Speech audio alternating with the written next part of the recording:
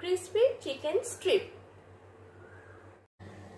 আজকের এই স্ন্যাক্স রেসিপিটা বানানোর জন্য আমি নিয়ে নিয়েছি এখানে পেঁয়াজ, আদা, রসুন, লঙ্কা আর এখানে চিকেনের স্ট্রিপ করে নিয়েছি। চিকেনের ব্রেস্ট পিস থেকে লম্বা লম্বা করে বোনলেস করে কেটে নিয়েছি। আর নিয়ে নেব ময়দা, কর্নফ্লাওয়ার আর একটা ডিম। প্রথমেই আমি এগুলোকে সব পেস্ট করে নেব একটা। ক্রিসপি চিকেন স্ট্রিপটা বানানোর জন্য আমি এবার চিকেনগুলোর মধ্যে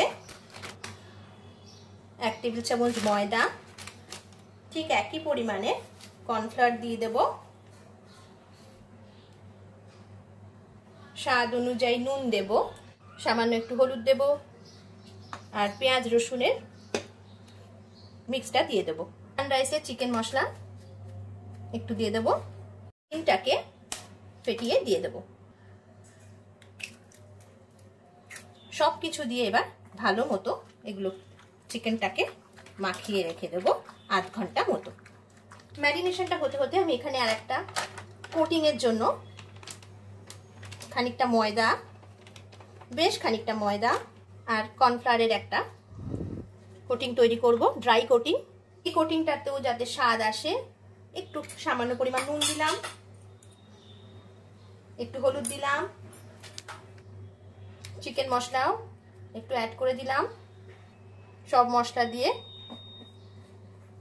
এটা ভালো করে মিক্স করে নেব। ঘন্টা পরে ফিরে এলাম, আমার চিকেনের ম্যারিনেশনটা হয়ে গেছে। এখানে আরেকটা প্লেট নিয়েছি, এর মধ্যে একটুখানি ময়দা আর কর্নফ্লাওয়ার এটা ছড়িয়ে রেখেছি। এখানে স্ট্রিপগুলো আমি রাখবো বলে এখান থেকে এই স্ট্রিপগুলো এক একটা তুলবো।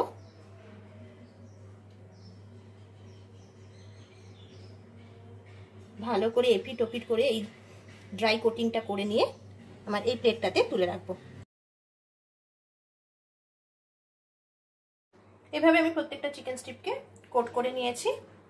এটাকে এবার আমি ফ্রিজে রেখে দেব, যখন ভাজবো তার আধ ঘন্টা আগে বার করে নিয়ে ডিপ ফ্রাই করব। এবার আমি চিকেন স্ট্রিপগুলোকে ভেজে নেব। তার জন্য আমি এখানে একটা ফ্ল্যাট কড়া নিয়ে নিয়েছি, ফ্রাই প্যান নিয়ে নিয়েছি, এর মধ্যে বেশ খানিকটা তেল নিয়ে গরম করে নিয়েছি, ভালো মতো গরম করে গ্যাসটা কমিয়ে দিয়েছি।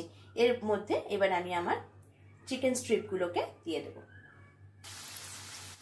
এইভাবে লাল লাল করে প্রত্যেকটা চিকেনকে আমি ভেজে নেব।